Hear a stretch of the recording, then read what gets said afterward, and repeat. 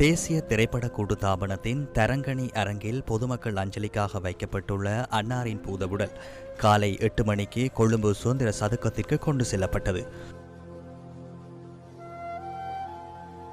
கொழும்பு சுதந்திர சதுக்கத்தில் காலை 9 மணி முதல் பிற்பகல் 3 மணி வரை பொதுமக்கள் பூதவுடலுக்கு அஞ்சலி செலுத்துவதற்கு சந்தர்ப்பம் வழங்கப்பட்டுள்ளது. சிறிது காலம் நோய்வாய்ப்பட்டிருந்த நடிகை மாலினி பொன்சேகா தனியார் வைத்தியசாலை ஒன்றில் சிகிச்சை பெற்று வந்த நிலையில் தனது 78வது வயதில் நேற்று முன்தினம் அதிகாலை காலமானார். மறைந்த நடிகை மாலினி பொன்சேகாவின் பூதவுடல் மாதிவெலவில் உள்ள வீட்டிற்கு நேற்று முன்தினம் கொண்டு செல்லப்பட்ட பின்னர் தேசிய திரைப்பட கூட்டுத்தாபனத்தின் தரங்கணி அரங்கில் நேற்று காலை பொதுமக்கள் அஞ்சலிக்காக கொண்டுவரப்பட்டது.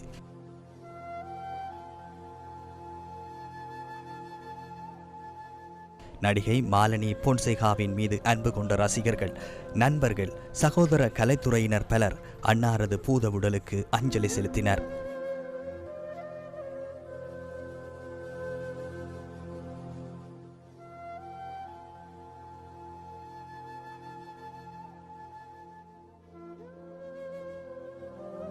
ஜனாதிபதி அனுரகுமார திசாநாயக்க மற்றும் முன்னாள் ஜனாதிபதிகள் உள்ளிட்ட பலரும் மாலினி பொன்சேகாவின் பூதவுடலுக்கு இறுதி அஞ்சலி செலுத்தினர்.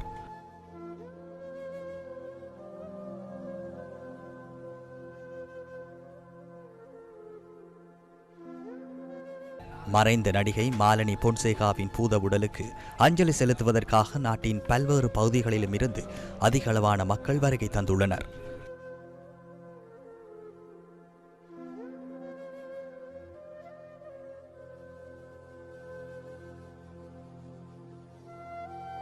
பிற்பகல் 3:30க்கு அன்னார் கல்வி கற்ற கலனி குருகுல கல்லூரியின் பழைய மாணவர்கள் மற்றும் கலைஞர்களினால் சமய சடங்குகளை மேற்கொள்வதற்காக அமைக்கப்பட்டுள்ள விசேட மேடைக்கு பூதவுடல் கொண்டு செல்லப்பட உள்ளது.